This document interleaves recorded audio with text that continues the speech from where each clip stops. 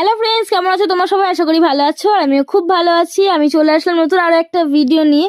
তো তোমাদের কাছে একটা কোশ্চেন ছিল আমি না আমার ইউটিউব চ্যানেলের নামটা চেঞ্জ করেছি, সুমিতা ক্রিয়েশন থেকে আলসি গুইন দিয়েছি। তোমাদের নামটা কেমন লাগলো আমাকে কমেন্টে জানিও। আর এই নামটা দেওয়ার একটা রিজনও আছে, কারণ আমি ভীষণ অলস, তোমরা সেটা খুব ভালো মতোই জানো। কারণ এই ভিডিওটা শ্যুট করা ছিল আমার সরস্বতী পুজোর আগে, আর আমি তোমাদেরকে দিচ্ছি এখন। মানে আমার এডিট করতে না ভীষণ ল্যাজ লাগে, কিন্তু কি করব, তাও দিই আর কি, তোমাদের সাথে শেয়ার করি। ভালো লাগে, তবে মন থেকে ভালো লাগে, তবে একটু ল্যাজ লাগে যে আজ নয় কাল এইভাবে করতে করতে আর কি সবকিছু লেট হয়ে যায়। আর তার উপর মাঝে সরস্বতী পুজো ছিল, সবকিছুর ভিডিও আপলোড দিতে দিতে এটা ভুলে গেছিলাম, গ্যালারি ঘাঁটতে ঘাঁটতে পেয়েছি, তাই তোমাদের সাথে শেয়ার করছি। তো সেই দিন গিয়েছিলাম আমি আর দিদি ভুরু প্লাপ করতে। ভুরু প্লাপটা আমি একা করেছিলাম, ও করেনি, আমার সাথে জাস্ট গিয়েছিল। আর আমরা প্রায় 6 মাস পর দুজনে মানে নিজেদের মতো টাইম স্পেন্ড করছি। প্রতিবারে আমাদের সাথে হয় রোহন নইলে বোন, কেউ না কেউ থাকে, বাট এবারে আমরা দুজন একা একা টাইম স্পেন্ড করলাম। আর যেহেতু গিয়েছিলাম বাইরে, তাই ভাবলাম কি একটু খাওয়া দাওয়া করি, তাই দুজনে দুটো চিকেন প্যাটিস আর একটা এগরোল অর্ডার দিয়েছিলাম, যেটা দুজনে মিলে খেয়েছি। আর আমাদের সময়টা খুব ভালো গিয়েছে, শুধু একটা জিনিসই খারাপ হয়েছে আমার সাথে। আমি যখন ভুরু ফ্লাপ করি না, তখন ফোরহেডটাও করে নিই।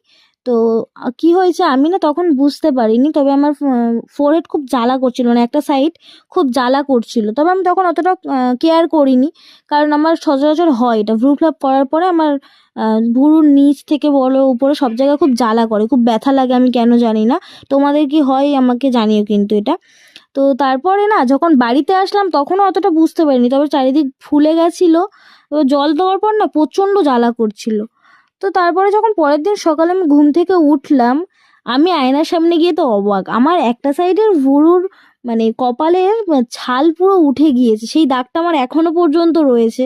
আমি জানি না এটা কীভাবে হয়েছে, মানে ওনাদের দোষ কি আমার দোষ আমি জানি না, তবে খুব প্রবলেম হয়েছিল আমার। আমি গিয়ে পরের বারে যখন ভুরু ভাব করতে যাবো অবশ্যই আমি জানাবো ওনাদেরকে।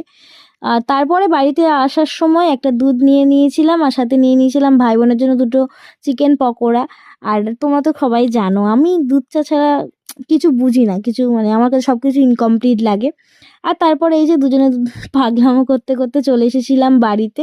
আর বাড়িতে এসে আমার হালাত প্রচণ্ড খারাপ হয়ে গেছিলো, পুরো ভুরুর উপর নিচ ফুলে গিয়ে জ্বালা করছিল, খুব কষ্ট হচ্ছিল। মাঝে মাঝে ভাবি করবো না, কিন্তু তারপর সৌন্দর্যের জন্য তো করতেই হয়, তোমরা তো জানোই সবাই। তো ছাড়ো, বাদ দাও, আমাকে কেমন লাগছে অবশ্যই জানিও। আর যদি আমাদের ভিডিও ভালো লাগে তাহলে অবশ্যই কিন্তু লাইক কমেন্ট শেয়ার করে দিও। আর আমার চ্যানেল নতুন হলে চ্যানেলটা অবশ্যই সাবস্ক্রাইব করে পাশে থেকো এরকম অনেক ইন্টারেস্টিং ভিডিও দেখার জন্য। তো সবাই সুস্থ থেকো, ভালো থেকো, আজকের মতো বাই, চলো টাটা।